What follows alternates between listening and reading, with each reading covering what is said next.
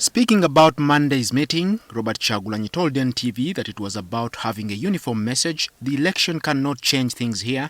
Let's just use it to mobilize the public for civil disobedience actions like peaceful protests and boycotting the elections, which is still under discussion. Many ways the disobedience works. First of all, protesting peacefully, although it's clear that here in Uganda, no matter how peaceful you are, you're going to be responded to by the military and the police. But we are saying that we want to defeat the violence, we want to defeat the impunity.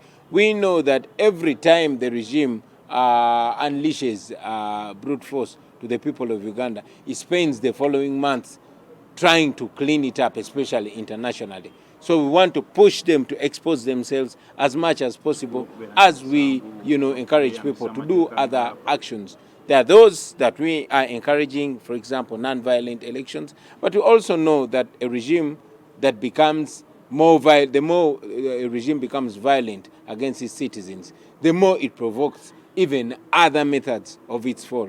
This has been Dr. Kizza Besigye's message since 2016 when he lost to President Museveni for the third time, outcomes of which elections he dismissed. We are not doing things that the police and the UPDF are letting us do. We are doing things that we know we have the right to do, that we know is within our legal right. Political analyst Jonathan Tabalanga has his view. One of the major problems of the opposition parties in Uganda is the ego. Everybody wants to have space, and I don't think it is possible for them to actually mobilize the masses because the state is not sleeping. The state will infiltrate most of the opposition people, and first of all, the document is not even binding.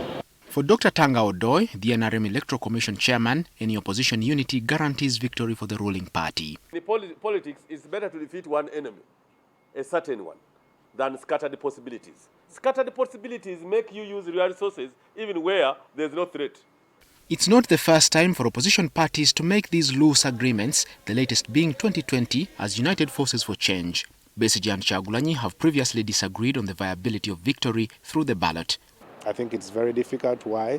There are so many people within the FDC that do not agree with the NUP agenda, and there are so many people within the NUP agenda that do not agree with the FDC agenda.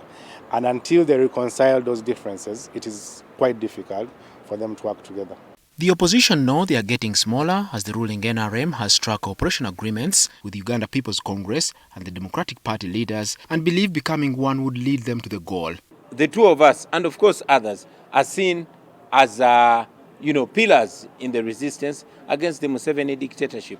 When they see us together, they also unite. It now remains to be seen how they will avoid the stamp of Public Order Management Act to get there. Muhumuza, NTV.